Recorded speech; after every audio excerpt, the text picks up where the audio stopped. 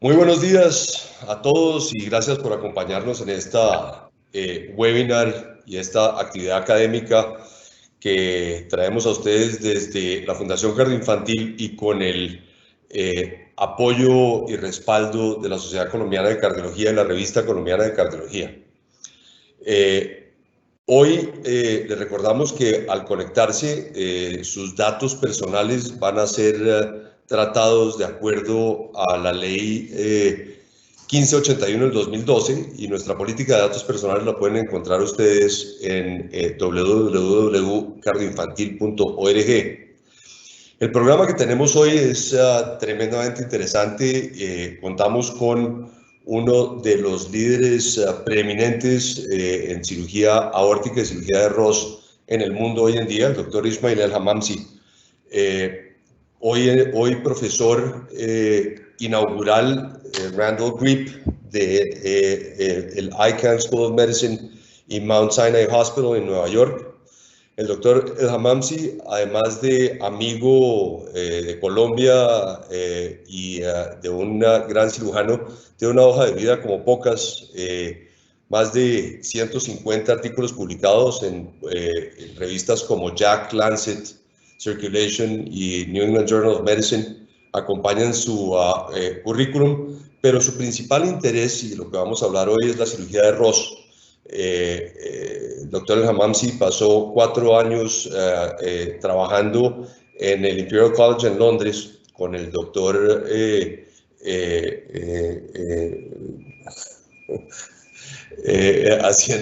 haciendo un PhD que se tituló The Living Valve, el cual era realmente hace la base de toda su exposición y lo que ha construido a través de del tiempo, resucitando la cirugía de Ross y promoviéndola a nivel mundial.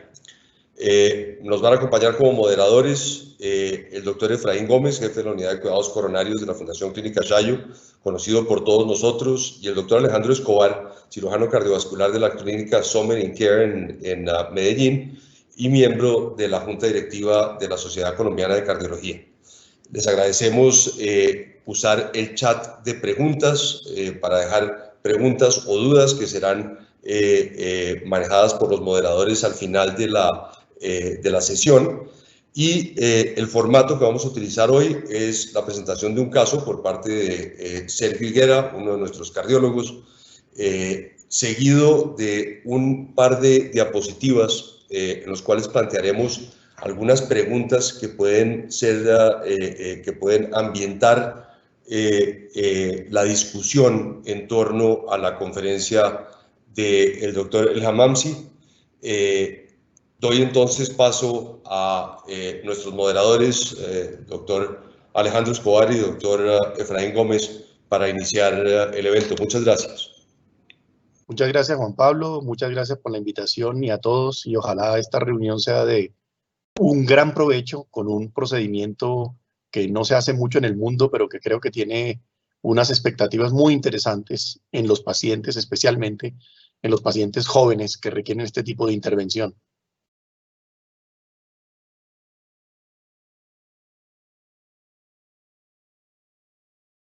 Alejo, micrófono. Gracias. Muchas gracias, Juan Pablo, y a la Fundación Cardioinfantil. Para mí es un honor estar aquí con el doctor Ismael para discutir este tema, el cual yo creo que muchos servicios en Colombia apenas vamos a incursionar, pero que definitivamente es hace parte del armamentario quirúrgico para resolver la situación de nuestros pacientes. Así que espero que podamos llenar todas nuestras expectativas con esta presentación. Muchas gracias de nuevo.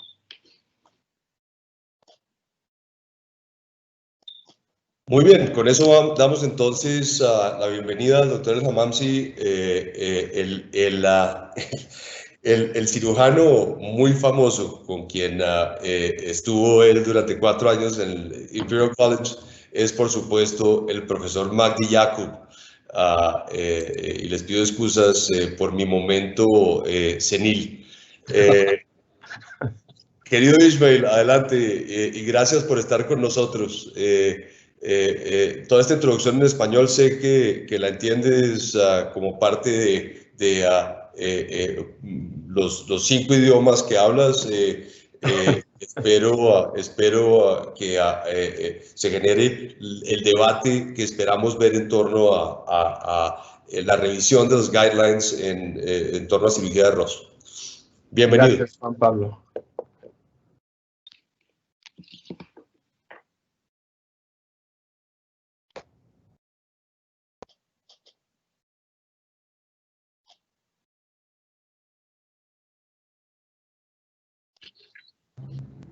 Creo que inicia el caso clínico, ¿correcto? Exacto.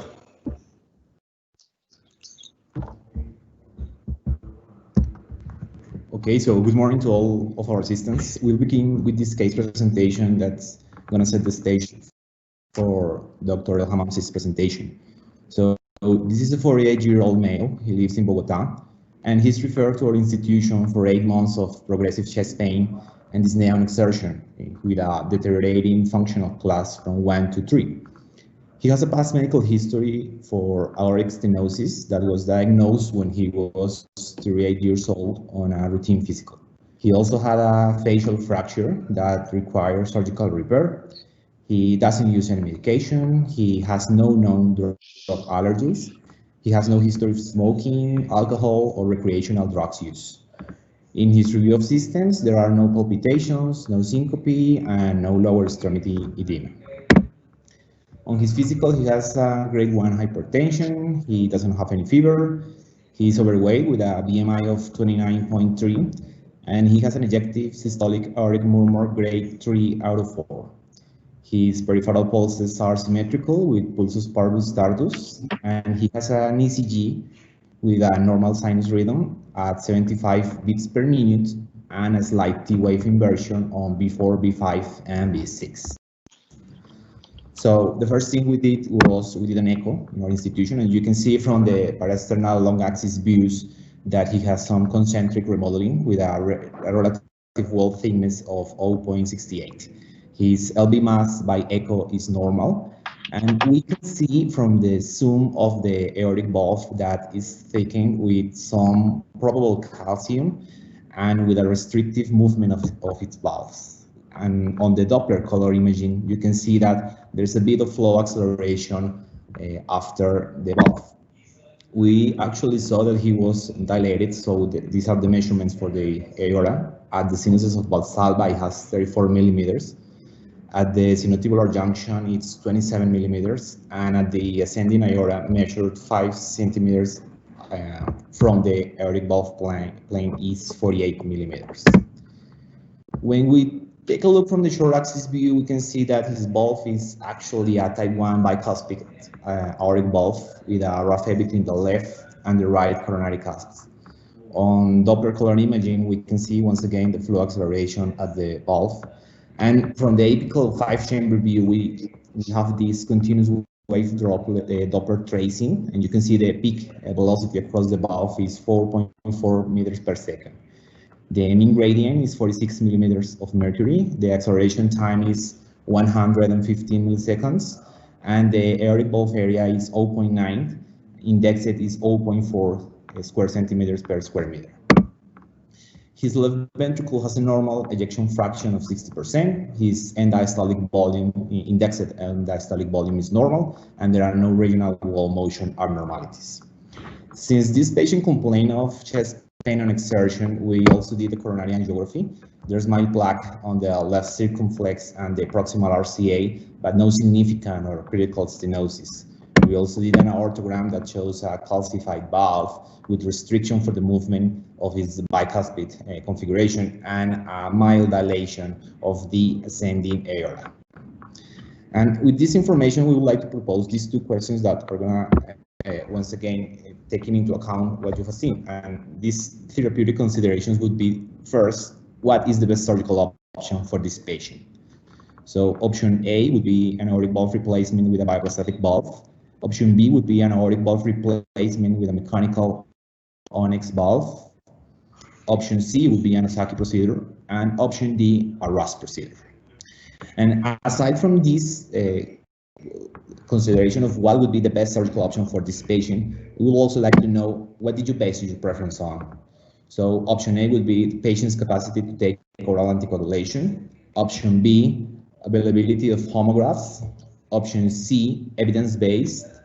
Option D, training in the Ross or Osaki procedures. And option E, personal preference. With this, we finish the case presentation. Thank you.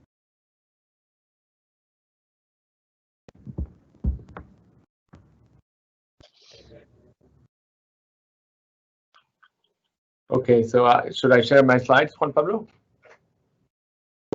Yes, sir. Thank you. Okay.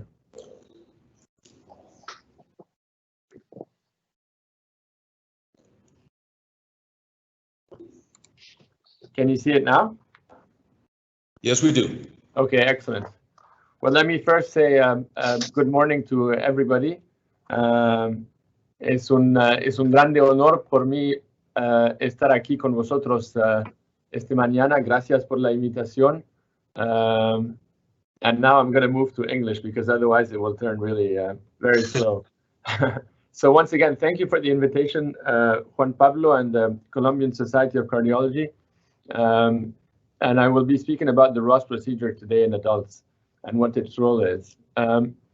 Let's remember that this presentation will really focus on what we call non-elderly adults, and these are very different from the older patients that we typically treat for aortic valve disease. And the way they are different is several features, the first of which is their level of physical activity is obviously much higher than patients in their 70s or 80s, just like the patient that was presented now, a 48-year-old. Quality of life is obviously very important for a young patient. It's important for every patient, but these patients are usually physically and professionally active. They travel, they have families. So it's really important that whatever we do is compatible with a good quality of life. And the most unique feature about younger patients is that they have a more prolonged anticipated life expectancy, which means a longer exposure to valve-related complications, whether that is degeneration and reoperation with a biological valve or bleeding and thromboembolism with a mechanical valve. And so the first point in my presentation today is that conventional aortic valve replacement using a prosthetic valve is associated with excess long-term mortality in these non-elderly adults. Now, before I say so, let's just remember there are many advantages in using a mechanical or a tissue valve. They are very standardized procedures. They are very easily reproducible.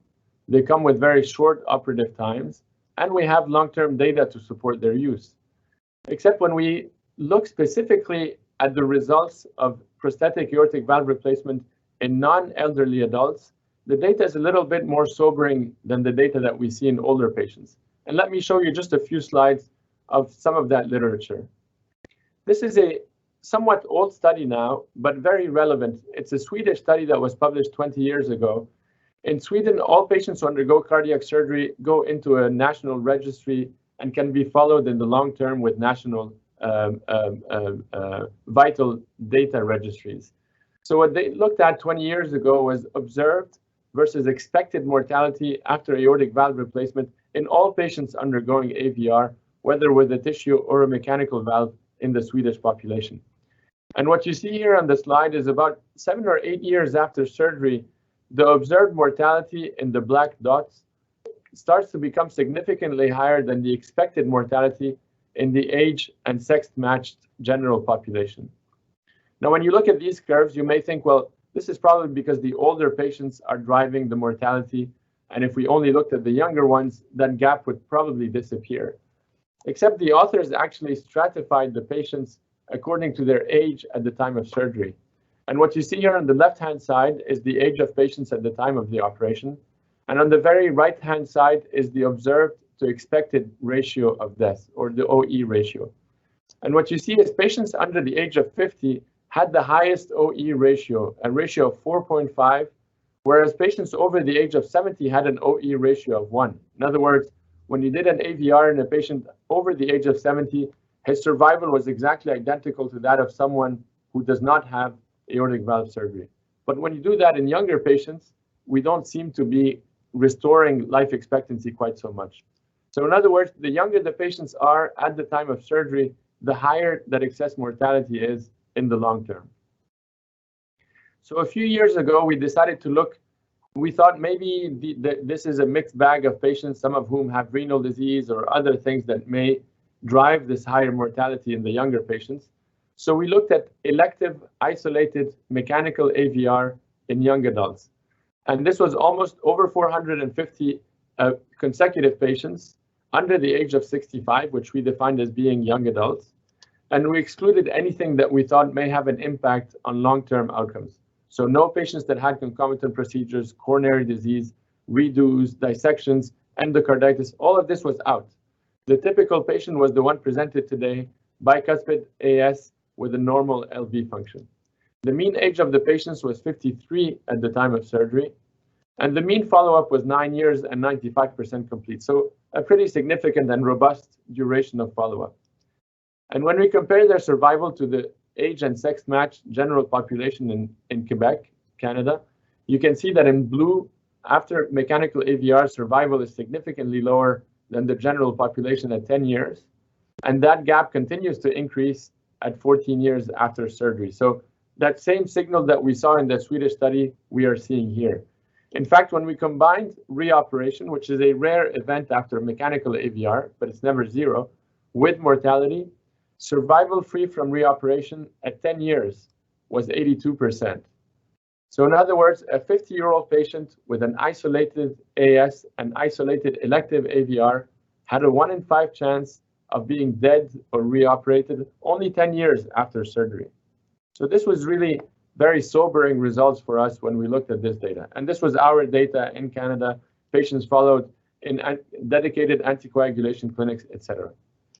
Now you may say, well, maybe people are using a bit less mechanical valves now with tissue valves, new generations, and with TAVR coming and valve-in-valve. Well, what about tissue aortic valve replacement in young adults? This is a study from the Cleveland Clinic where they looked at over 3,000 patients undergoing paramount aortic valve replacement. And their conclusions were very similar. Younger patients had worse than expected survival that was further diminished with insertion of a small prosthesis. So introducing the notion of patient prosthesis mismatch after aortic valve replacement with a tissue valve.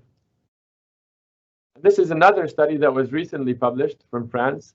Again, many patients, over 2,500 paramount aortic valve replacement. And what they did, similar to the Swedish study, is they stratified the patients according to their age at the time of surgery. As you can see in the x-axis, this is the age of patients at the time of operation. What you see in black is the observed survival of these patients after AVR. And what you see in gray is the expected survival in the French age and sex matched general population. And you can see that younger patients had a far higher excess mortality in the long term. And the older the patients are, the more the survival is restored. So in other words, in young patients, there is something that is not quite complete when we do an AVR with a tissue or a mechanical valve. And this is another study from the same group where they focused on patients between the age of 50 and 65. So somewhat the gray zone where many people now, and the trend is to think, let's put a tissue valve and then do a valve-in-valve in the future. And if you look at this study, looking at the freedom from structural valve degeneration and the durability of these tissue valves, it actually looks very favorable. The median durability of a tissue valve in a patient in his 50s is 19 years. And if you tell someone age 55 that you put a tissue valve, they live into their 70s, and then you do a valve-in-valve, that sounds like a very good proposition. Except you cannot simply look at structural valve degeneration without taking survival into consideration. And you can see that these patients at 15 years, almost half of them were already dead. And you well know that if you're dead, you will never have structural valve degeneration. You will never have reoperation. So you cannot dissociate survival from SVD. Both are connected, they're competing risks. And so SVD doesn't tell the whole story. Survival is still suboptimal in these patients. And this is the last paper I will show you focusing on these young adults. A recent paper published in the New England Journal of Medicine from Stanford, where they looked at California-wide results. almost 10,000 patients under the age of 65 undergoing AVR.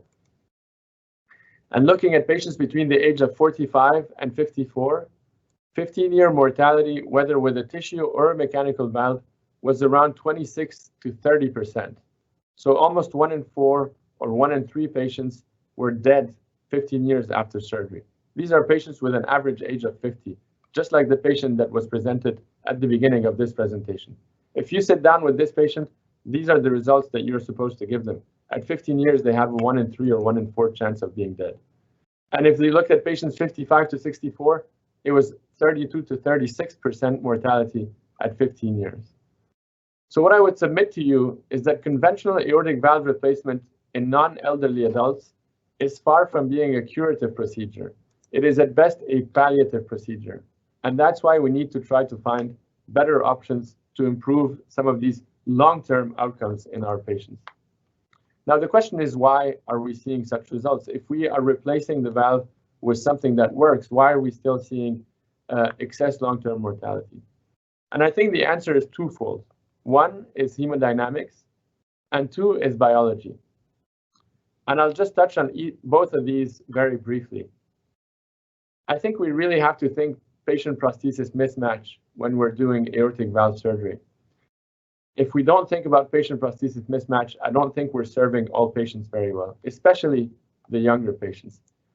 Unfortunately, we know that patient prosthesis mismatch is a very common occurrence after aortic valve replacement. The overall prevalence in all studies is around 40 to 45% of patients who leave the hospital with either moderate or severe mismatch. And we know that mismatch is particularly important in younger patients. As you can see from this study from the Pibaro group in Canada, patients under the age of 70 were more heavily impacted by the presence of mismatch at discharge in terms of long-term survival, whereas older patients really had very little impact of mismatch on their long-term outcomes.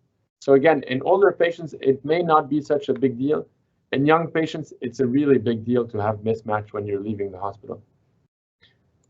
Now, with the advent of TAVR, we say TAVR perhaps has better hemodynamics, and that problem may be solved now with putting TAVR valves, but the reality is not quite so obvious. If you look at the PARTNER 3 trial, looking at low-risk patients, the incidence of moderate or severe mismatch was actually identical in both groups. 34% moderate or severe mismatch in the TAVR group, 30% moderate or severe mismatch in the surgery group. No difference between the two groups. And in fact, when they just recently published the results at 1 year, and if you only look at this line, which is the mean gradient over 20 at 1 year only after TAVR or surgery, you can see that 10% of the patients in the TAVR group have a mean gradient over 20 only 1 year after the TAVR procedure, and 5% of the patients in the surgery group, and this difference was significant. So I'm not sure that TAVR is the entire answer to the question, but more broadly, I think that PPM is very prevalent whether you do TAVR or a tissue AVR. And the second point is biology. And we just have to remember that the aortic valve and the aortic root is far more than just a passive open-close a mechanism that responds to changes in pressure across the valve. The aortic valve is a living structure that is very sophisticated. And as Juan Pablo mentioned at the beginning of the presentation, I spent 4 years with Professor Yacoub in London doing a PhD, the title of which was The Living Aortic Valve. So I really spent a lot of time trying to understand how aortic valves work. And very briefly, again, I will just give you just a sense of how sophisticated aortic valves are and how much more they are than just passive open-close mechanisms. You see, this is a cross-section of a normal aortic valve leaflet, and it looks very much like a blood vessel. There is a monolayer of endothelial cells on the aortic and the ventricular side, and there's a population of cells within the body of the leaflet called interstitial cells that have smooth muscle cells, fibroblasts, and myofibroblasts. So that means that the valve can contract, these cells can contract and relax, and these fibroblasts continuously secrete proteins to regenerate the extracellular matrix, which is composed of collagen on the aortic side and mostly elastin on the ventricular side, to allow these leaflets to bear the diastolic load. Importantly, when you think about it, an aortic valve leaflet only measures about 300 microns in thickness. An aortic valve opens and shuts over 100,000 times every single day. It has to adapt to very changing hemodynamic conditions, and it continues to work normally for over 2 billion cycles in a normal tricuspid valve. So it definitely is much more than just a passive open shut. It is continuously repairing and regenerating and adapting. In fact, when we look even closer into aortic valve leaflets, we see these neurofilaments in the body of the leaflets. Their function still remains very elusive, but their presence testifies to the complexity and the sophistication of aortic valve leaflets. And this is one of many studies in the literature trying to understand the physiology of aortic valve cusps. And what we did, we took pig aortic valve leaflets, we put them in a biaxial mechanical testing system in an organ bath, and we analyzed endothelium-dependent responses in terms of relaxation and contraction, but also in terms of changes in stiffness of the leaflets. And what we saw were many fascinating results. First of all, aortic valve cusps have different mechanical properties in the radial and the circumferential axis, as you can see here, what we call anisotropy. But importantly, aortic valve leaflets change their stiffness in response to various endothelium-dependent agents. When we added serotonin, which activates the endothelium, the aortic valve cusp became much softer. When we added endothelin, such as patients that have primary hypertension, the valves became much, much stiffer than the baseline. And when we denuded or inhibited the endothelium, the leaflets also became much stiffer, mimicking situations of endothelial dysfunction, which may be a beginning to aortic valve calcification. So all of this just to say that this living structure comes with many complex functions. But for us clinicians, that translates into a perfect laminar flow, both at rest and with exercise across a normal living tricuspid aortic valve. Low thrombogenicity because these endothelial cells can produce nitric oxide, which inhibits platelet aggregation. And obviously resistance to infections because these cells within the body of the leaflets, as well as the endothelial cells, can call on inflammatory cells anytime there is any bacterial invasion in the blood. All of this, the thrombogenicity, the hemodynamics, the resistance to infections, is what determines late outcomes after aortic valve replacement in our patients. In fact, this is what determines clinically relevant hard endpoints such as survival, valve-related complications, or even quality of life. And so my point this morning is that a living aortic valve or a living aortic valve substitute can provide unique biology and hemodynamics. And the question is, does this translate into improvements in clinically relevant outcomes such as survival, quality of life, and valve-related complications? Well, there are two ways to have a living aortic valve in the aortic position. One is to repair the aortic valve, and B is to do a Ross procedure. In other words, to borrow a living valve, which is a mirror image of the aortic valve from the pulmonary position, and put it in the aortic position. I will simply touch on aortic valve repair very briefly, but there's a lot of accumulating literature looking at isolated aortic valve repair, especially in bicuspid aortic valves. The techniques have really improved over the years, and Professor Schaefer has done tremendous work in advancing our understanding and the techniques in this field. And if you only look at hemodynamics, this is my series of aortic valve repair and valve sparing operations of almost 300 patients. You can see that the mean gradient across the valve up to 10 years really remains in the single digits in most of these patients, with good durability in terms of recurrence of aortic regurgitation of grade 2 or more. And looking at longer-term data from Schaefer's series in Germany, you can see that 15-year survival is about 81%. There's definitely still a bit of room for improvement, but this includes patients that had dissections and patients that have connective tissue disorders in whom the survival may not be quite as normal as the general population. But going back to the case that was presented earlier today, what if the valve looks like this? It is heavily calcified. It is a bicuspid or a unicuspid valve, and you cannot repair the valve and you have to replace it. Would you put a mechanical valve? Would you put a tissue valve? Would you even go for a TAVR first procedure? Or would you consider a Ross procedure? And I will try over the next 15 minutes to make a case as to why the Ross procedure may be considered in these younger individuals. Again, just going back to the basics, if there are residents or in the audience, the Ross procedure consists of harvesting the pulmonary valve and roots from the pulmonary position and translocating it to the aortic position, and then the pulmonary valve can be replaced either with a pulmonary homograft or a xenograft in that position, but ideally a pulmonary homograft, which is a human cadaveric pulmonary root. The Ross procedure is the only operation that guarantees long-term viability of the aortic valve and root. We have explants up to 40 years after the Ross procedure now, where we're looking at under the microscope, we see the endothelial cells, the interstitial cells still alive in that pulmonary valve. And the Ross is not a new operation. This is the original paper published by Donald Ross in 1967, describing the harvesting that pulmonary graft for aortic and for mitral valve replacement. So really very ingenious ways of thinking. And remember, in the 60s, they did not have very effective mechanical valves.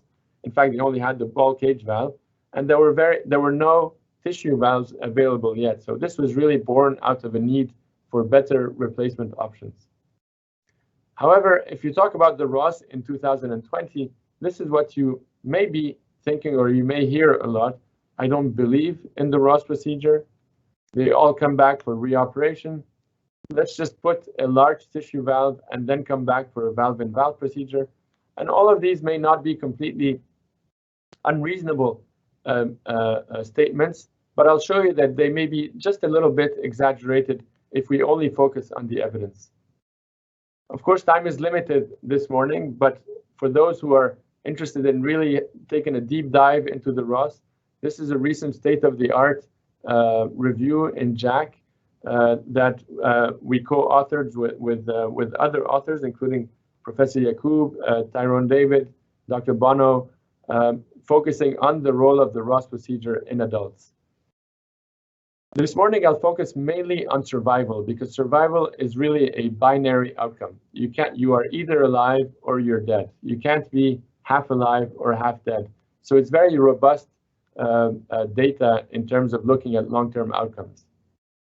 And I'll show you some of the literature that's now available that has been published over the last 10 years, where there's been a real almost tsunami of papers being published with very long-term results with the Ross.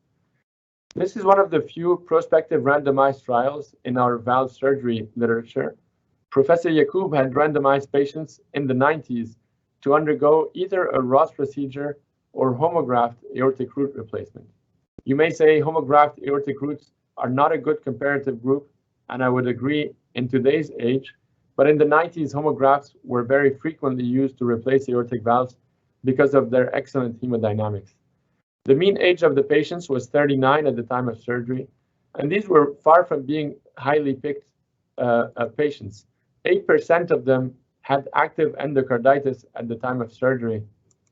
And importantly, almost half the patients were redo operations, with the most frequent previous operation being a homograft aortic root replacement. So very high-risk patients from a technical standpoint, and importantly, patients who in the long term, one would not bet would have very good long-term outcomes. And yet, when we looked at the long term, with a mean follow-up of over 10 years in this study, you can see that survival of the Ross cohort in green was exactly identical to the UK age and sex-matched general population, whereas patients undergoing a homograft aortic root replacement had slightly lower survival than that of the general population. Well, that was really the first study looking at aortic valve replacement in young adults that showed restoration of long-term survival. And following that, other groups started analyzing their long-term data with the Ross procedure.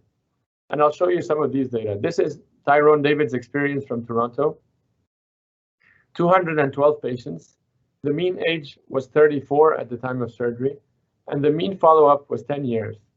And you can see that survival of these patients is exactly identical to the Ontario age and sex matched general population up to 15 years after surgery. In fact, they updated that series with now a median follow-up of 14 years. So very long-term follow-up, well into the second decade. And again, on the left-hand side, you can see survival is identical to the general population. And on the right-hand side, they looked at survival free from reoperation. So the odds of being alive and having had no surgery. And at 20 years, it was around 25%. So really not so bad results in patients aged 34. And importantly, this was mainly driven by reoperation rather than death, as opposed to what I showed you earlier with mechanical AVR, which was mainly driven by death rather than reoperation. And I'm sure if you ask any patient, they would rather be alive and maybe requiring a reintervention than being dead and never needing any reintervention. Well, you may say Yakub and Tyrone David, these are really exceptional, masterful surgeons. What about the rest of us? Well, the Germans put all their data into a national registry, the German Ross registry, almost 1,800 patients, 8 centers. The mean age is 45, very similar to the patient we talked about now. And the mean follow-up of this study is 8 years, with almost a third of the patients into the second decade. And you can see that up to 15 years survival is again identical to the German general population. This is another study from the UK using national registry data, 1,500 patients, and they looked at survival free from reoperation using propensity matched analysis. And you can see that Ross patients do better than mechanical AVR, which themselves do better than tissue AVR after aortic valve replacement. And the final study I'll show you is this one from Peter Skillington's group in Australia, a very active Ross program there, 400 Ross cases, and they performed propensity matched analysis, 275 pairs of patients. The mean age is 43 years of age. And again, looking at 20 years survival between the two groups, you can see there's almost a 10% survival difference between patients undergoing a Ross versus a mechanical AVR in this propensity matched analysis. So again, very significant survival differences. We're talking survival, not just exercise capacity or NYHA class or gradients, really survival, being alive or dead. And if there are many more studies in the literature coming from all different countries and all different continents, including South America, Francisco da Costa's series here. This is from the review in JACC. And you can see that the mean follow-up of all these studies is well into the second decade. All of it is double digits. And everywhere you see a cross is a 15 or a 20-year survival that is identical to that of the age and sex matched general population. So I would submit to you that the Ross procedure really is the only replacement operation that so far has been shown to restore long-term survival following aortic valve replacement in young adults. So the question is, what is the Achilles heel of this operation? Why is it then not used more frequently? And I would say that there are probably two elements that explain the drop in usage of the Ross procedure over time. One is the surgical risk and complexity of the operation. And secondly, are questions about durability of the operation. And let's just dissect both of these very briefly. If we look at the surgical risk, I'll only show you one thing to illustrate that this operation can be done safely, and that is our experience in Montreal with aortic root surgery in general and the Ross procedure in particular. This was our aortic root surgery volume at the Montreal Heart Institute from 2005 to 2020 when I left. I started my practice here in 2010. So as you can see, we were a very low volume center in terms of any complex reconstructive aortic root surgery. And importantly, this also illustrates the learning curve of a cardiac surgeon as a young cardiac surgeon starting their practice. And you can see in blue, the Ross volumes increased over the years. What we've done from day one is also follow all our patients annually with clinical and echocardiographic follow-up to make sure that we kept learning the lessons over time as to what works and what does not work. And this is all the team of nurse practitioners that helped with this program. But importantly, the mean age of the patients was actually 48 years of age, so exactly like the patient that was presented this morning, and this is a pure coincidence. 15% of our patients were redos. Almost 2/3 had concomitant procedures, most frequently replacement of the ascending aorta, and 6% had active endocarditis. So again, a mixed bag of patients, not cherry-picked, isolated, first-time Ross procedures. Operative mortality was 0.4%. 2 patients died perioperatively, which compares very favorably to conventional aortic valve replacement. And importantly, both mortalities occurred early in our experience. You can see here that both occurred in 2013. And in the last 7 years, we have had 0 mortalities in our patients. In fact, most complications occur early, so there definitely is a learning curve associated with the operation. You can see that in the first 100 patients, we had more patients requiring temporary dialysis. We had to take more patients back to the operating room, and both mortalities occurred in our first 100 patients. Since then, we have had very few temporary dialysis, very few patients taken back for bleeding, and no mortalities.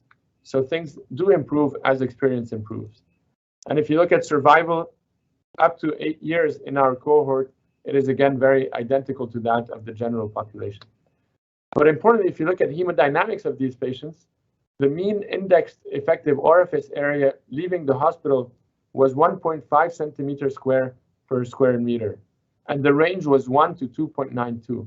So not even a single patient was under 1 square centimeter per square meter of indexed effective orifice area.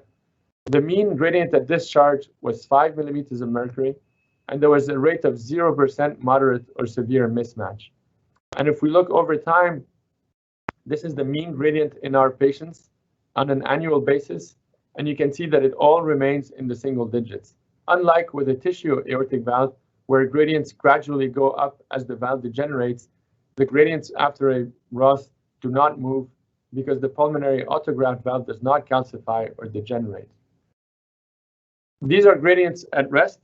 We also analyze our gradients with exercise. This is actually a trial that we're doing called the RACE trial, where we're looking at the health of the LV after a Ross procedure versus a regular aortic valve replacement. And as you can see here, this is an ergo cycle that is MRI compatible. And what we're looking at with increasing exercise demand is how the LV strain and LV dynamics are different between the two groups, which I think has a huge part of explanation into why survival may be different between these groups. And the second question as to why the Ross may not be so common is a question of durability. And indeed, there are studies showing that very high rates of reoperation after the Ross procedure only within 10 years of surgery. This is a study from the Rotterdam group, where at 10 years in adult patients over the age of 16, you can see very high rates of reoperation, almost 20% at 10 years, which led the authors in the conclusion of this paper to say, based on these results, we have abandoned the use of the Ross procedure in adults, which is probably a reasonable thing to do if the reoperation rate is that high. Except they also looked in a separate study why these patients were coming back for reoperation. And we know that the most frequent cause of reoperation is dilatation of the pulmonary root in the aortic position, which is now placed under systemic pressure. Except what they showed was that most of the diameter increase was already reached at hospital discharge, with diminished increase thereafter. So in other words, two things. One, dilatation begets dilatation. We have to try to avoid early dilatation. And secondly, technique really matters. Technique matters with any operation, but with the Ross procedure, it matters to keep the operation safe, but also to make it durable in the long term. And unfortunately, some of these lessons were learned the hard way through analyzing patients, through doing these surgeries, through seeing patients coming back for re-ops. But I think that by now we've really understood the factors that work and the factors that work less well with this operation to make it a durable option in the long term. And I'll just touch briefly on some of these elements I know this is we have cardiology and cardiac surgery, so I don't want to go too much into surgical details, but I think this will be relevant to both cardiologists and surgeons. And it all starts with understanding anatomy. Tyrone David always says to do aortic root reconstructive surgery, you have to understand the anatomy, not just of the aortic valve, but the whole heart. And this is part of what it is for the Ross procedure. The aortic root has a part of the annulus is a fibrous portion, which is pretty rigid, which provides true support for the aortic valve leaflets, as you can see here. On the other hand, the pulmonary valve does not have a proper annulus. What you see here of this cross section is pulmonary infundibular muscle that creeps into the base of the pulmonary artery, and the leaflets are attached to this infundibular muscle here. Once the autograft is harvested, this muscle becomes devascularized, and therefore it becomes necrotic and provides no structural support to the pulmonary valve. So principle number one of the Ross, which was an early mistake because we used to leave a long sleeve of muscle and just sew it quickly to the aortic annulus, and the valve was therefore sitting in a supra-annular position and could easily dilate, is to make sure that the pulmonary autograft sits within the aortic annulus, within the LVOT, so that it's supported by the native aortic annulus. And I'll show you how we harvest and trim the autograft. We don't leave any excess muscle at the base of the leaflets. Instead of leaving 1 centimeter of muscle, we only leave about 2 to 3 millimeters of muscle below the insertion of the leaflets. And then to implant, the pulmonary autograft on the left side, you'll see that the sutures come out very deep in the LVOT. You see very deep in the LVOT here.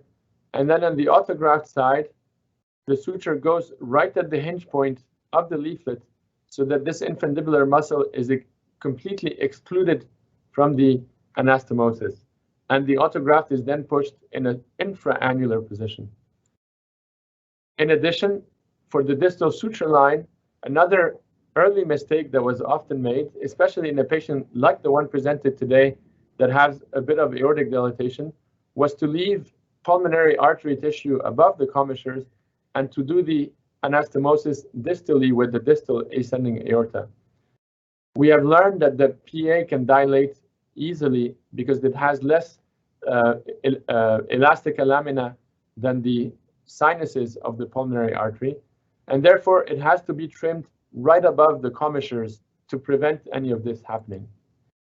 Especially in patients with aortic regurgitation, where various techniques to support the pulmonary autograft have been described, an inclusion technique, including it in a Dacron graft, or doing a combined annuloplasty and ascending aortic replacement, which is our favored approach for this operation. So if the patient has AI or a dilated annulus, this is what we do. We take a ring of Dacron graft, which we'll use to do an aortic annuloplasty. The sutures are then passed from the LVOT and passed through the Dacron ring, as you can see here. And the ring is then lowered around the aortic root, either to reduce the size of the aortic annulus, but importantly to stabilize the size of the aortic annulus in the long term. And you can see after the aortic annuloplasty, the LVOT is very stabilized. And the final point that is extremely important for these patients is controlling blood pressure so that we allow the autograft to adapt to systemic pressures in the long term. And we aim for a target blood pressure of under 110 millimeters of mercury for the first 6 to 12 months after surgery, allowing the sinuses of Valsalva to adapt. And we know they do. There's a layer of collagen that deposits in the adventitia, and they acquire biomechanical properties that are much closer to the native aorta than to what they were in their native pulmonary position. And we do so by following these patients very closely, having them buy blood pressure cuffs. There's an app that we use where blood pressure is sent to us. And if we see that the blood pressure exceeds 110 for 2 or 3 days in a row, we immediately call the patient and adjust their medication. And for each and every one of our patients, we have charts like this one, where after discharge, if we see the blood pressure like here creep up over 110, we adjust the medication, in this case 2-3 times, and then you can see that thereafter the blood pressure is exactly where we wanted, below 110. Well, what if all of these elements are applied in a systematic and rigorous way? This is a propensity matched analysis from the Toronto group comparing Ross versus mechanical AVR, which is a very durable option. And what they saw was no difference in reoperation rates up to 20 years after a Ross or a mechanical AVR. In fact, when we looked at all these data, all these studies that I mentioned earlier in that review, 15-year freedom from reintervention in all of these for both the right and the left side combined was around 1% patient year reoperation range. So very favorable results when you think that these are very young patients at the time of surgery. And so my final point is, what about guidelines? Now that I've shown you all these data, it seems like there's a compelling argument to at least consider the Ross procedure in the guidelines. And guidelines are meant to take evidence and draw a straight line between evidence and recommendations. And I'll show you what the ACC/AHA and what the European guidelines say about the Ross. These are the 2014 guidelines, and the 2020 guidelines should be coming out later this year. But they had the Ross procedure as a class 2B indication, and they mentioned that it should be performed by an experienced surgeon, which is reasonable, may be considered in young patients only when anticoagulation is contraindicated or undesirable. So really, as a very default approach, only when you cannot anticoagulate a patient. And the level of evidence was C. Now remember, we have a randomized trial that was published 4 years prior.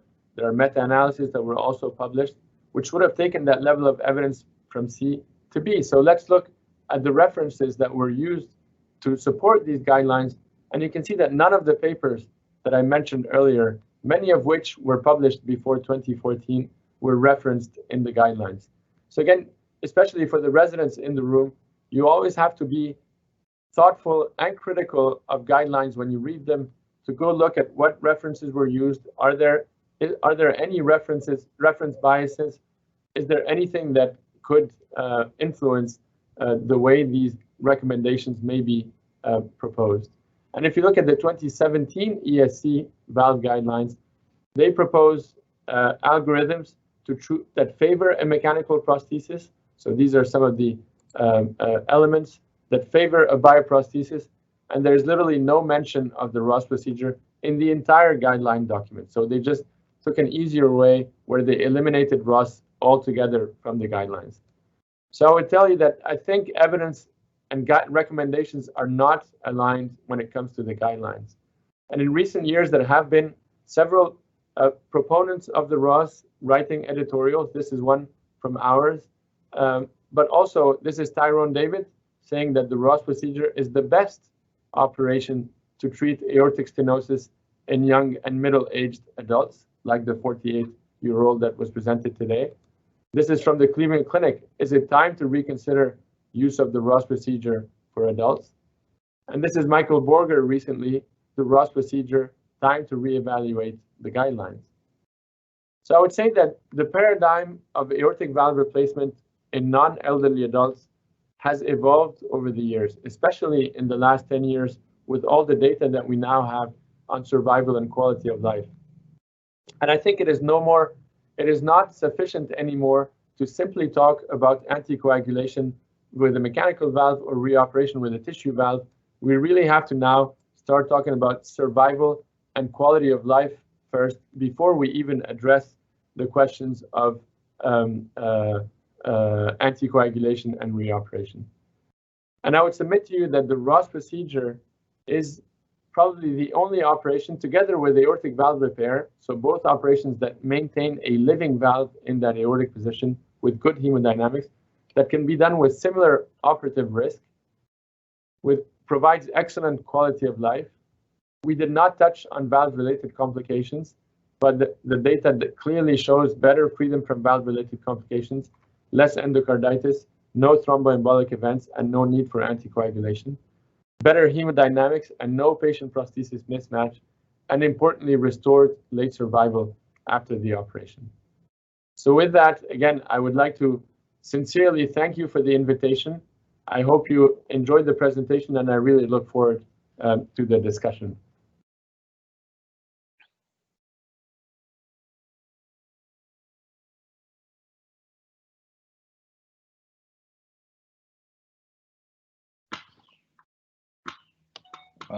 Dr. Ismail, congratulations. It's a nice presentation and nice numbers.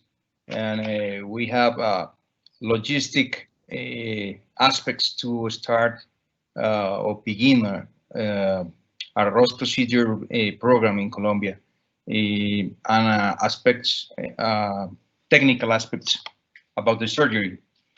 I have a question. Keep in mind that the Ross procedure is not for all surgeons. Which is the magic number to overcome the learning curve for the Ross procedure? So this is a very good question, Alejandro, and I think it's really key to make sure that if you start a Ross program, that first and foremost, it has to be a safe program.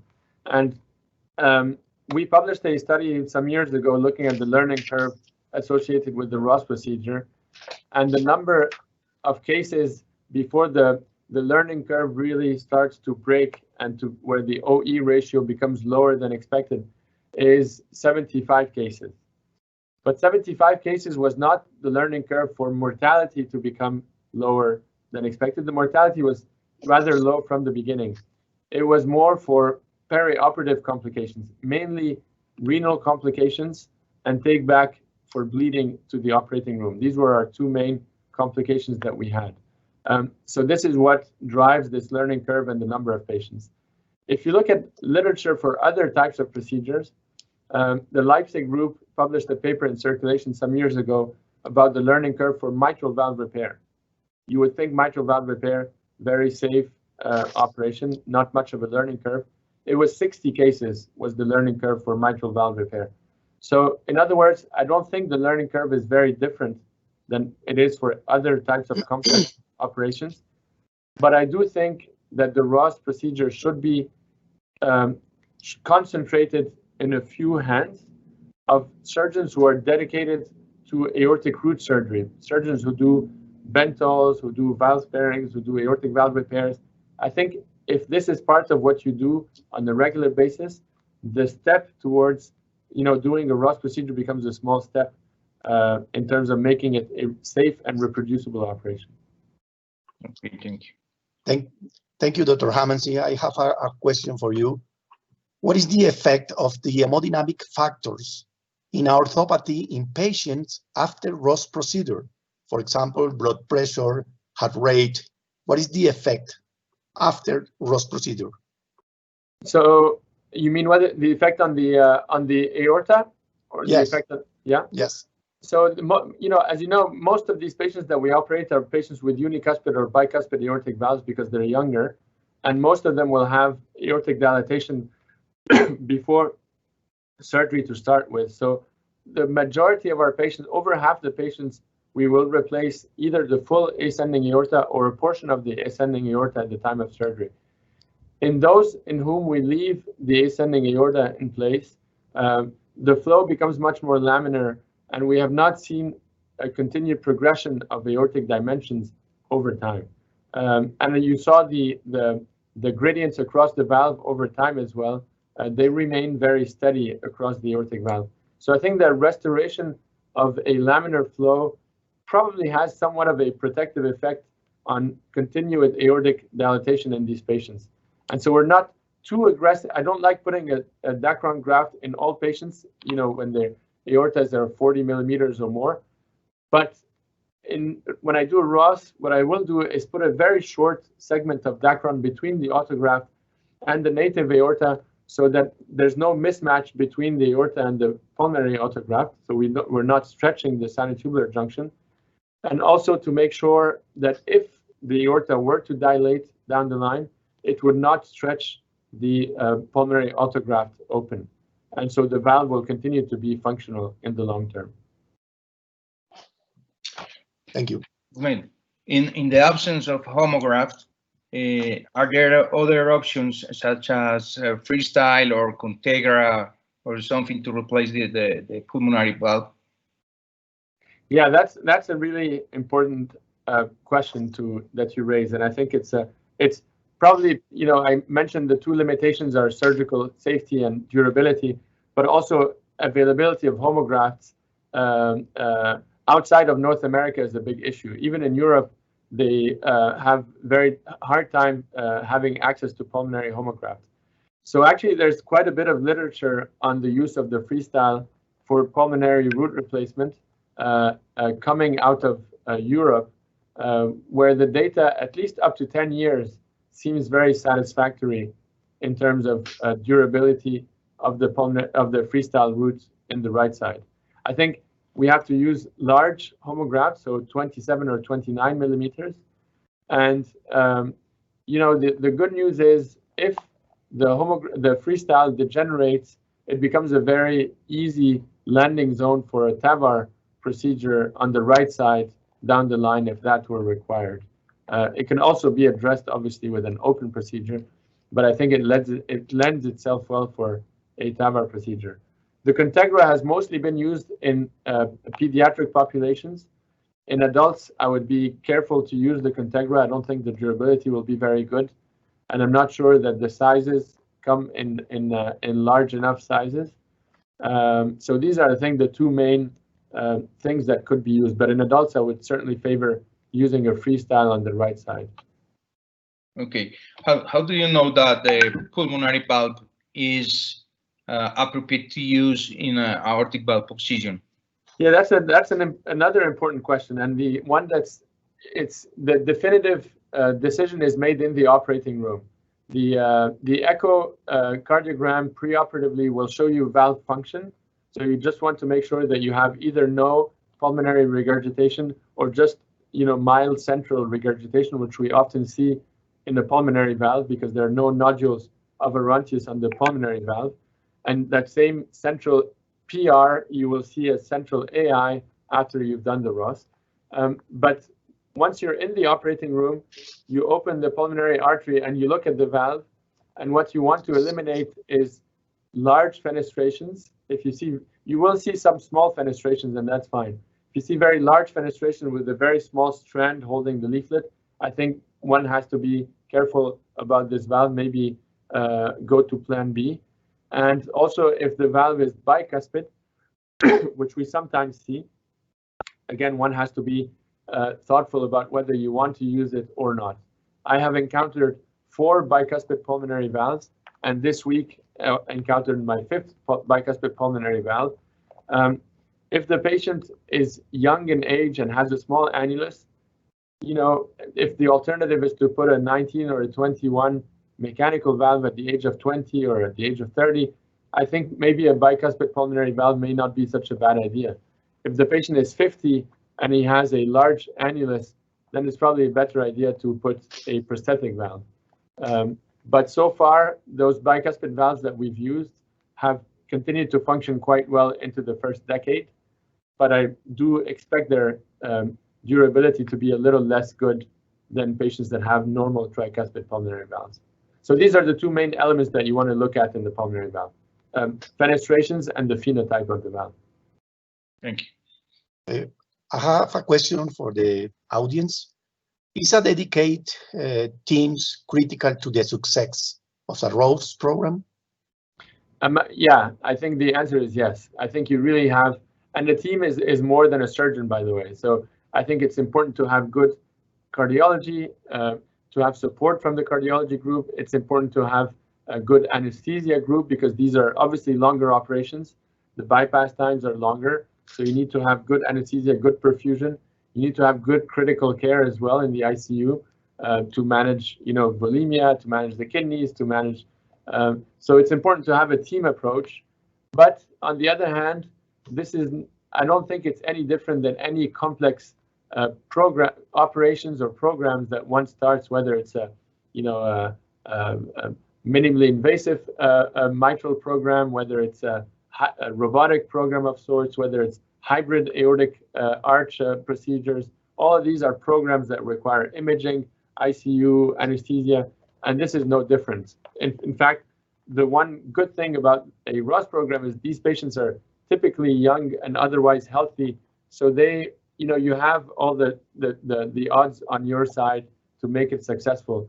But it's really important for the surgeon to have a dedicated approach to it, to a systematic approach as well, and to learn it in a very organized way through understanding anatomy and all the little subtleties of surgical technique. I think this is definitely important. But all this together, there's no magic recipe really to it. I think it works. Ismail, did you have a local homograft program when you start in Montreal in 2010? Did you have a local homograft program there? So we were lucky that there's a company in North America, Cryolite, that they produce these pulmonary homografts commercially, and so we would order them, whenever we had cases, and eventually we got a liquid nitrogen fridge in which we were storing these cryopreserved pulmonary homografts. So this is how we did it. We didn't have a local tissue bank. But all the studies that I showed, where most of the cases were done in the 90s and early 2000s, all these were based on homografts that were locally harvested in local tissue banks. Especially in Europe, they had the tradition of having local tissue banks. I think in South America, it was also very similar. I think now regulations have made it much more difficult to have, your local tissue bank in the basement of your hospital, but it's certainly something that can be revived, whether through a commercial enterprise or through the national blood banks that can work, with as a tissue bank as well for these patients. There's definitely a way to make it such that one can revive pulmonary homografts if there is a need to start Ross programs nationally. Okay. I have a question to Dr. Medina, regarding a related topic in bicuspid aortic valve with severe aortic regurgitation. Do you use pre-op non-contract CT to assess calcium burden and try to predict feasibility of repair? That's a good question. I didn't touch too much on the algorithm of how we approach patients that have severe AI, but I agree with Dr. Medina that the plan A for all these patients is always to consider repair first, and only if we cannot repair the valve will we go to doing a Ross procedure as a plan B. To assess repair, calcium is obviously one of the very important elements. I think echo provides good answers with regards to whether there is any fibrous thickening or calcification of the leaflets or the base of the leaflets. If the patient has a CT scan, it provides even more data in terms of knowing full well whether there's calcium or not. But I wouldn't just do a CT scan to look at calcium in the aortic valve. So if the patient has, and usually they do have a bit of aortic dilatation, then it will allow us to really look at the whole aortic tree and also exclude any coarctation. And then you can look at any calcium in the valve in that process. But the CT will not capture fibrous thickening of the valve, which the echo will do better. So I think echo addresses some of these issues. And how about the reoperation in Ross patients? Increase too much the risk of these patients in the surgery? Yeah, that's also something that we have to bear in mind and that we have to talk to patients about, is the risk of the reintervention down the line. If it's 50% risk of mortality at reintervention, that also has to feed into the decision. The reality is that it's actually not so not different than any other reoperation. The only thing that can make it a bit more difficult is that the pulmonary homograft can be calcified at the time of reintervention. So it can make the dissection between the aorta and the pulmonary homograft a bit more difficult. But on the left side, the pulmonary autograft never or very rarely calcifies, if at all, even 30 and 40 years after surgery. And so the left side is actually not so difficult to address. But, you know, it's a reoperation. I think just like the Ross procedure should be done in concentrated hands, I think a reoperation after a Ross has all the more reason not to be done in anywhere, but rather in the hands of surgeons who do a lot of aortic root surgery and who, you know, understand the intricacies of how to mobilize these coronaries a second time, how to dissect the planes between the aorta and the pulmonary. Do you need to dissect all the way down? Where to clamp very high up, et cetera, et cetera. So, you know, I think the risk will be high if it's done in low volume centers or surgeons who don't do this regularly. But the risk is I think, very reasonable and similar to other reoperations if it's done by surgeons who, you know, are a bit more familiar with that anatomy.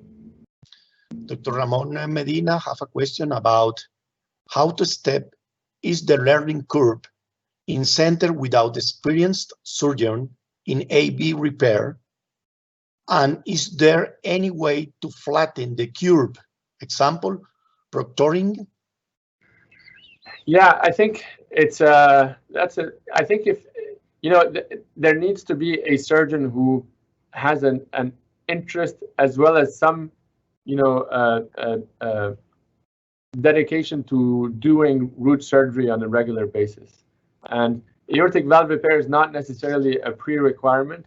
I think, you know, it requires more being in the root on a regular basis, mobilizing coronaries, doing bentals or valve sparings or dissections. Or if you have an interest in that and you're doing this regularly, whether you're repairing a valve or not is not quite the point, but it's more that you have a you know, more ease working around the aortic root and understanding the differences, and sometimes the anatomy can be a bit funny in unicuspid valves.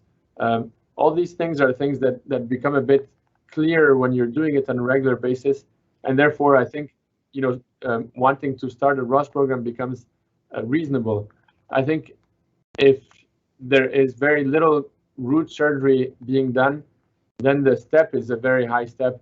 And that's where I think one has to be very thoughtful as to, you know, do you want to start it or do you want to regionalize these operations in specific centers, you know, in regions that do these operations. And I think once there is a center of high volume within a region, then that can become a place where one can go, you know, you can take your patient, go with him, do the operation with a surgeon that does it regularly, and slowly but surely you can then pick it up and maybe start a program. But starting from scratch with little aortic root experience, that may be a bit more difficult. And that's really the mistake that was done in the 90s, and what really in a way gave the Ross a very bad name is many centers everywhere were doing Rosses, and these patients in whom mortality should be very low were dying because of all kinds of complications, coronary button issues, myocardial protection issues. And obviously, that is not something that we want to see repeated. So one has to be careful, I think. According to your recommendation, the stitches are placed deeply in the LVOT, and the graft is left in infra-annular position. Yeah. In addition, stitches are placed with plates for the dacron strip. Yeah, that reinforces the root. Which is the incidence of pacemaker in this type of surgery? It's less than 1%. It's not zero, but it's less than 1% because when you don't use an annuloplasty ring, the risk is almost. I've had one patient only out of over 350 patients that had no ring attached. Because they're single interrupted sutures, there's no pledget anywhere, you're not compressing that tissue around the membranous septum, and you're always staying above the conduction tissue. When you do the annuloplasty, as you said, the sutures go in the basal ring. I try to go a little bit higher at the level of the membranous septum, but you know, we don't see the AV node, and occasionally we catch it inadvertently, and that risk is still under 1%, but it's not zero. So in our experience of almost 500 patients now, I've had 4 patients that required pacemakers. Okay. Dr. Hamamsy, do you have data about following the right heart function after Ross procedure? Yeah, as I said, we follow the patients annually with echo and clinical follow-up, and echo is not the best way to really look at the RV, as you know, in a very sophisticated way. But just looking at RV size and function, it remains normal, provided your pulmonary homograft is working fine. And even when sometimes these patients develop a bit of pulmonary gradients, the RV usually tolerates this very well on echo. We have, for research purposes, some patients who undergo MRIs before surgery at 1 year, at 5 years, and now at 10 years. And we're also looking at the RV and RV strain, et cetera, across those. We do see a slight change in the strain in the RV from what it was before surgery. So it's not, if you look with very sophisticated, means, it is not completely normal, but it's not anything that impacts, global RV function or size, and nothing, at least from the literature that we've seen, that seems to impact long-term survival or exercise capacity. But that's definitely something that we are continuing to be interested in now that we have tools like MRI that allow us to look at strain, et cetera. So it's not completely normal. It's not a cost-free to cut in the RV, but as we know from the congenital population and other populations, that it's still very compatible with normal RV function. Dr. Correa, what is your experience in Ross after previous AVR? So so 2 things. One is 15% of our cohort, so 1 in 6 patients were redo operations, and the majority of these patients had either a previous aortic valve repair or a previous aortic valve replacement. In all of those, the one thing that is actually favorable when you're doing a Ross and a redo is that the aortic annulus becomes much more fibrous and much thicker and much more sturdy in a way. And I think that probably has an impact on stabilizing the annulus in the long term. So it provides a much better, space to sit the autograft in for long-term stability of the operation. In terms of safety of the operation, it's just like another redo because the right side has not been touched. So once you start harvesting the pulmonary artery and valve, it actually lifts off without any adhesions in the back of the pulmonary. So it's not that difficult going to the pulmonary side. If the coronaries were not reimplanted before, if it was a pure AVR, they're easy to mobilize as well and all the tissue to mobilize them. And so it just becomes about removing the valve itself, which is, it takes a bit of time, but nothing too unusual. So I think it provides a good seating ring for the autograft. And in terms of making the surgical difficulty, it's not particularly, it's obviously a bit more work than a first do Ross, but not more. I recently reviewed a paper for Jack looking at Ross as a first operation versus Ross as a redo operation and looking at the long-term durability of the autograft in children. And it was actually very interesting that the autograft function was much more durable in the redo setting, after the redo setting, than in the primary Ross setting in children. So even more, food for thought in terms of considering a Ross in patients with previous AVRs. Okay.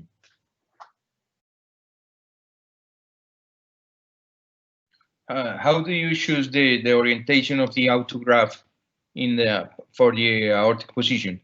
The autograft, when you harvest it, the anterior side is a bit thicker. The anterior wall is a bit thicker than the posterior wall because it has pericardial covering. And so what we do when we put it on the aortic side is you put the thinner portion in the left sinus so that it's supported by the posterior mediastinal structures. And the thicker portion, you keep it anteriorly where the right sinus is, so as to limit, potential dilatation of the autograft in that way. And in these MRI studies that we've done, we looked at volumetric analysis of the three sinuses of Valsalva over time. And what we saw was no difference in the volume, relatively speaking, volume of each sinus of Valsalva at 1 year and 5 years after the Ross, both in aortic stenosis and aortic regurgitation patients. So using this technique and controlling blood pressure and all these little things seem to provide a good homogeneous and symmetrical aortic autograft root symmetry after the operation. Dr. Hamamsy, what is your preference in patient with bicuspid aortic valve, repair or Ross procedure? So again, I think repair is always option A. So every patient that presents with aortic valve that requires surgery, the first question we ask, is this valve repairable or not?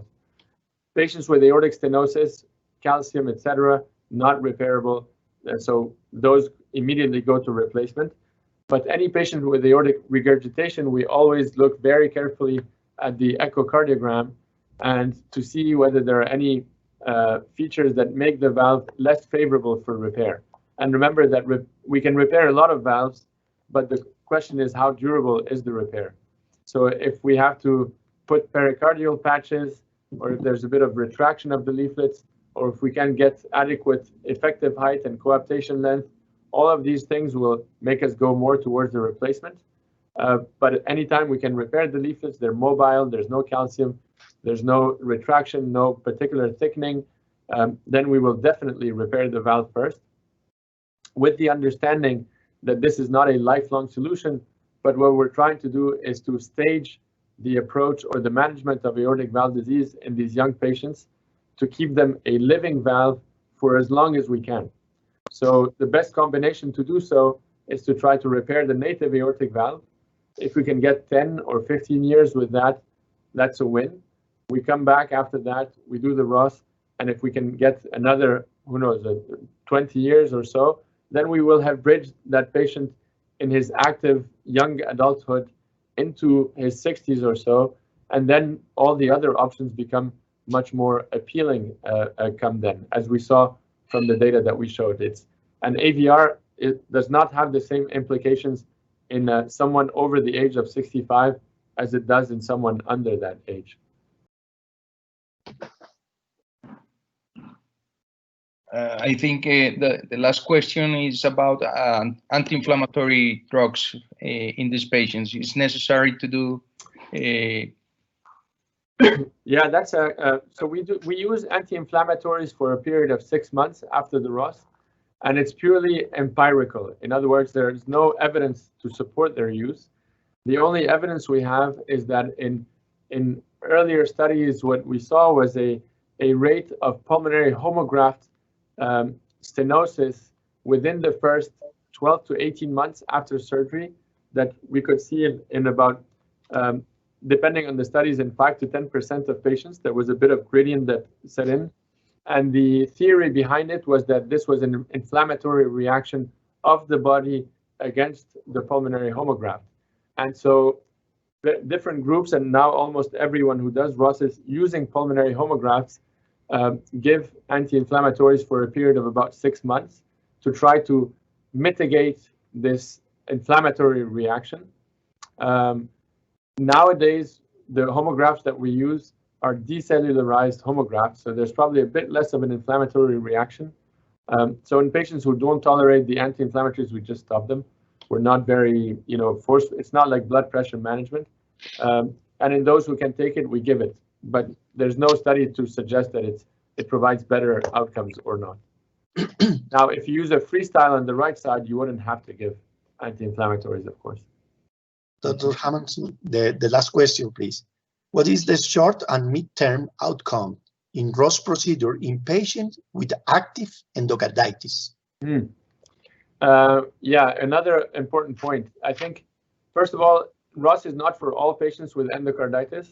It is in selected patients with endocarditis. So I think if there's root destruction and you need to reconstruct the root and put big patches and things, there's a big abscess. I don't think the Ross is necessarily the best bet, because you then do a very long operation, and maybe the better is the enemy of good. I think the Ross is an excellent operation for patients that have mostly leaflet endocarditis with very little root destruction, or just a small abscess that can be easily patched or excluded, obviously in the younger age group. When we do that, in the long term, what we see, and we have a paper just recently published in the European Journal of Cardiothoracic Surgery looking at Ross in endocarditis. And interestingly, what we see is good long-term survival, and importantly, very good long-term freedom from any reinfection in these patients. So I think, and the safety of the operation, once the patients are well selected, is good. We had no mortalities in that series, small series of patients. It was, I think, around 35 patients, but they have to be carefully selected. But once you do that, I think the results in the long term are just equally good. Thank you.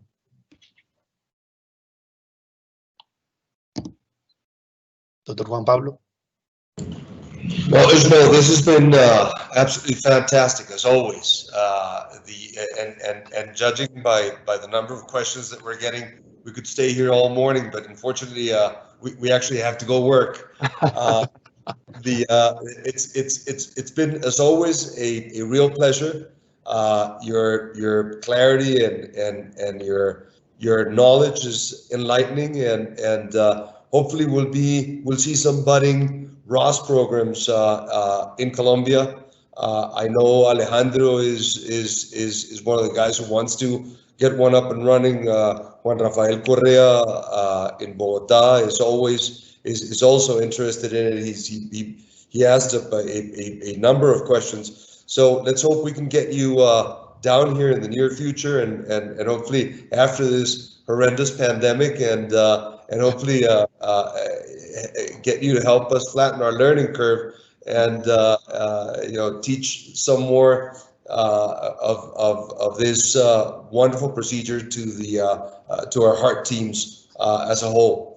Thanks very much for being with us for this period of time, and we hope to see you again soon.